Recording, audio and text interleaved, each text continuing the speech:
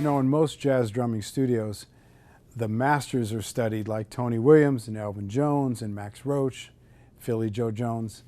But there are other drummers who are really masterful drummers, and they contributed so much, and they fly under the radar to a certain extent. A couple of those, I think, are Billy Higgins and Jimmy Cobb. Jimmy Cobb delivered that beautiful quarter note time with Miles Davis and others. And Billy Higgins, his whole quiet intensity, he just laid in the weeds and swung and had that kind of straightened out ride beat. I mean, it was just beautiful, beautiful drumming. My student Sam was really focused on the ride cymbal. You know, the ride cymbal is the personality of the drummer, and we can pretty much go to any major drummer and say, we know that ride beat.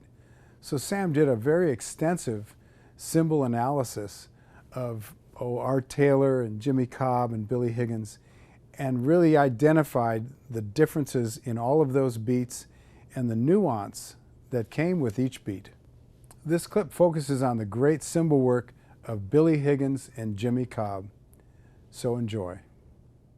My name is Sam Bryson. Today I'll be talking about the legendary jazz drummers Jimmy Cobb and Billy Higgins. The ride cymbal is where each jazz drummer finds his or her unique sound. Jimmy Cobb has a very quarter note based ride cymbal which pushes the music forward. At slower tempos, he buries the skip beat, really focusing on the quarter note.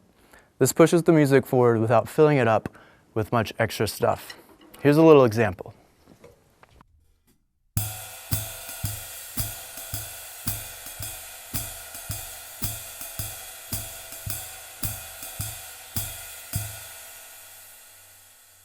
His skip beat is really close to the quarter note, adding an extra level of intensity.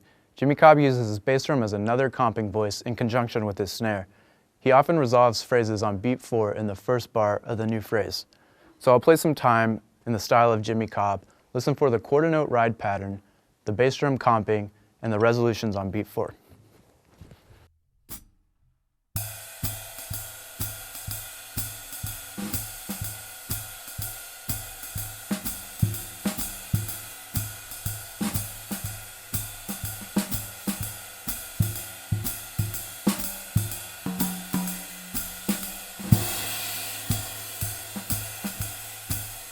Now let's check out Billy Higgins.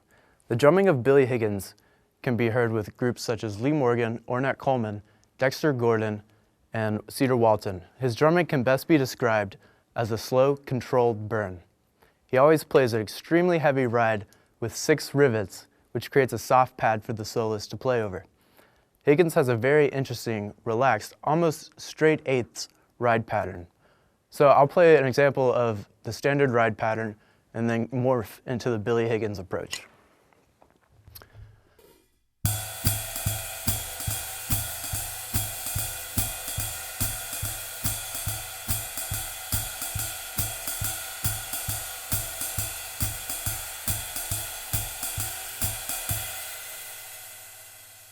Did you hear how it started to straighten out? You may have noticed that I was also feathering the bass drum. This is a technique that Higgins often uses to better support the bass. His comping vocabulary is very easy and doesn't get in the way. He often uses crushed buzz rolls on the snare drum and sometimes plays them on beats 1 and 3, which is pretty cool.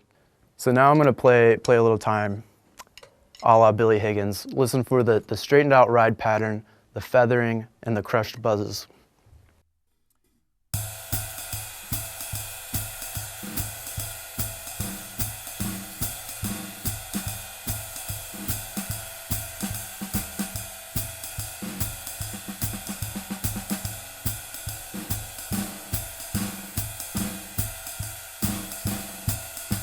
That's all for now. I'll end with a track of Billy Higgins. Thanks for joining me, and I hope you learned something about both of these drummers and how different their approach is to drumming.